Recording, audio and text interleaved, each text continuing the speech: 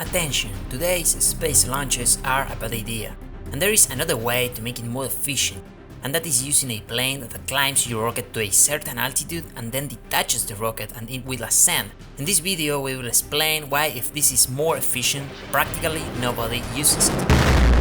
Space launchers are a necessary evil for engineering. To put a satellite into orbit, as we explained in previous videos, it is necessary to put it at a very high speed out of the atmosphere, and so far the only way we know to do it is through these rocket launchers. Nowadays, two options have been successfully used. The first one is to use a rocket that goes up almost vertical, what we are used to seeing, and that is why I will call it conventional launch. And the second one is to use an airplane that takes a rocket up to a certain altitude and then undocks and continues going up until it reaches orbit. This system is called air launcher.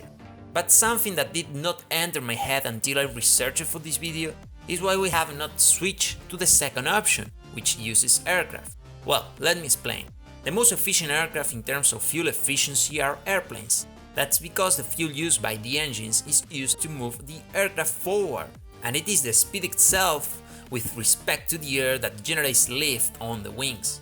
For example, the force generated by the two engines of an Airbus A350 is 400,000 newtons, and the maximum weight with which the aircraft can take off is 3 million newtons, which means that the lift is about 8 times greater than the weight. On the other hand, a rocket that climbs vertically does so with an acceleration of about 3 Gs, which means that the thrust is 3 times greater than the weight. So airplanes with a little thrust can lift a lot of mass, but rockets with a lot of thrust can lift very little mass. Every time I thought about this, I didn't understand why we still use rockets.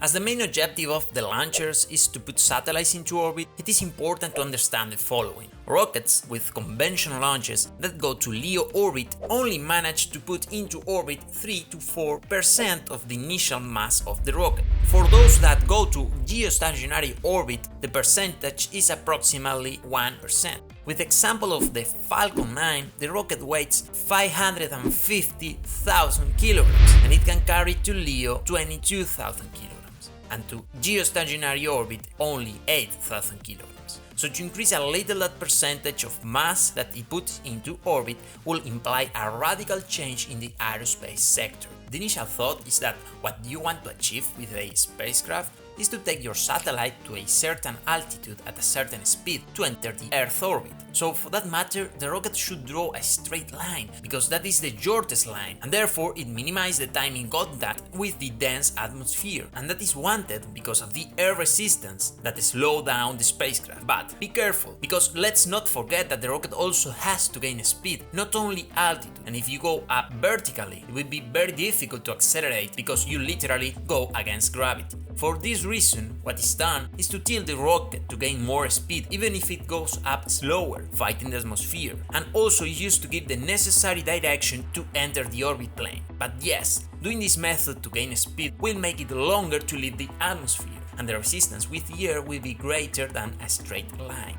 In the end, giving more or less angle to the rocket is a problem of optimization between minimizing the losses generated by gravity and minimizing losses by air resistance. Of course, these things are solved by computers that have thousands of variables into account. They are not usually solved by hand. In addition, as we discussed in the previous video on rockets, several stages are used to optimize the launch into orbit. But then, knowing this, what are the advantages of an airdrop system? Surprisingly, many. First of all, you don't depend on weather conditions for liftoff. We have seen many times that because of storms or wind, many conventional space launches have been cancelled. This is especially frustrating because of the hundreds of kilometers that the rocket will climb. There is only bad weather in the first 8 kilometers. Above that altitude there are no storms. And for this reason, if an air launch system were used, the plane would be responsible for climbing above the stormy clouds, and then the rocket would be released to start the ascent. Second, you don't need to have a launch pad to put a satellite into orbit. Only about 15 countries in the world have access to them, and therefore very few countries can put satellites into orbit. But to make launches from the air, you only need a runway. Also, every time a launch is made, there is a zone known as the no-go area. that represents the entire area in which if something goes wrong, there will be a possible danger. With rocket launches from airplanes, this area would be much smaller, and also the aircraft could be moved away from all the nearby populations to make the launch. And finally, this is undoubtedly the most important part. All the lower layers of the atmosphere, where the air density is higher, will be flown by aircraft, which is much more efficient, to then deploy the rocket, which may have the nozzle already optimized for low atmospheric pressure. This is determined by the exit area of the nozzle. The lower the external pressure, the more open the nozzle must be. But when you launch from the ground, the pressure ranges from 1 bar at sea level to vacuum at space, and the rocket will pass through all that ranges of pressure. However, when launching already at about 12 kilometers of altitude, the pressure is very low, and therefore the nozzle will already be optimized for it. And with all these advantages, how is it that it is not more profitable to use this type of launch? The reality is that it is really more profitable, but only around 5%, according to Elon Musk, after having studied this option for SpaceX. And a 5% profitability together with the first 3 advantages above is not enough to justify the complexity of launching from an aircraft. First, because a modified aircraft is needed for this purpose. Generally, modifications of Boeing 747 or B-52s or Antonovs are used for this type of mission. But of course, in order to carry a rocket attached to the wing, a structural reinforcement must be made to verify that it can be loaded with it. In addition, the joint that allows the detaching of the rocket would have to be designed. Also, the aircraft has to be retrofitted on the inside to eliminate unnecessary weight and above all to ensure weight adjustment, because placing a significant mass on one side of the plane could create stability problems. The moment to release the rocket is crucial. It has been seen in past missions that when the rocket is released and ignited, it takes a few seconds until it reaches the speed to be able to maneuver and tilt upward to climb and then leave the Earth. This is why it has been seen that the best is the aircraft beginning to raise the nose in the moments prior to detaching, so that the rocket does not have to tilt upward after detachment, because this will make it lose a lot of energy. Or in the case of using vector thrust to tilt it up, it will lose thrust to accelerate the rocket, just to be able to orient it. And also in case control surfaces are used on the rocket, more drag will be generated and therefore energy would also be lost. But how much energy will be lost doing any of these inefficient methods? Well, a multitude of studies have been done and the following has been found. As always, to understand this, it is important to see the plots. Here on the x-axis we have the angle of inclination of the aircraft at the time of detachment, and on the y-axis we have the v-gain, which is the extra speed that the rocket gets by launching from the air with respect to launching from the ground vertically. For example, for launches where the aircraft was at about 300 meters per second, we have this line. This point refers to a detachment of the rocket horizontally. I mean, the aircraft has not tilted the nose up. The extra speed with respect to having launched from the ground vertically is about 800 meters per second. However, if just before we make the plane tilt the nose up about 30 degrees with respect to the horizon, we will get almost 1200 meters per second with respect to a conventional launch. This means that just by tilting the nose of the plane, you get about 400 meters per second extra. And that is why you will see that this tilting method is always applied. But in reality, the launches from airplanes have a big problem. And we sincerely believe that this is what limits them, the mass and size of the rocket that they carry. At the most, it can be 1.5 meters high to carry it under the wing. However, a Falcon 9 rocket has the capacity to put enormous volumes in orbit. Remember, a few years ago, for example, the Elon Musk Tesla Roadster was put into orbit with a Falcon 9.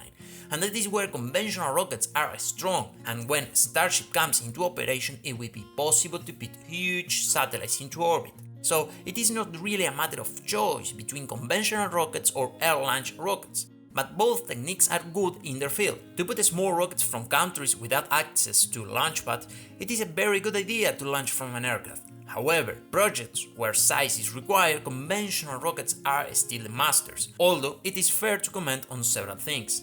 The first is that the current largest aircraft in the world is the Stratolauncher, an aircraft especially designed to launch from the air other spacecraft. So with it, you can put larger rockets into orbit as we have been seeing. It has almost 100 meters of wingspan. It could make an Antonov 225 look small, but currently this aircraft will focus on being the test platform for hypersonic aircraft, since in recent years there are many companies that seem to be interested in this technology, and these aircraft need to start at a certain speed, because they cannot take off from the ground at zero velocity.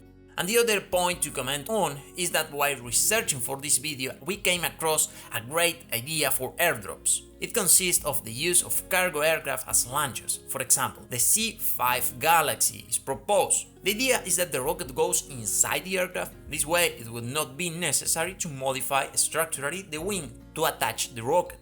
It would simply be put it inside. When the desired speed and altitude is reached, the rear hatch of the aircraft will be opened and the rocket that will be initially inside the aircraft, hooked to some rails, will release a small parachute that will launch the rocket backwards. Parachute will be held to the rails, and when leaving the aircraft the rocket will uncouple from the rails and will be perfectly oriented to start the engines and ascend without danger of hitting the parachute or the aircraft. Once it ascends enough, the fuel tanks will detach and fall to be able to recover, while the satellite reaches orbit.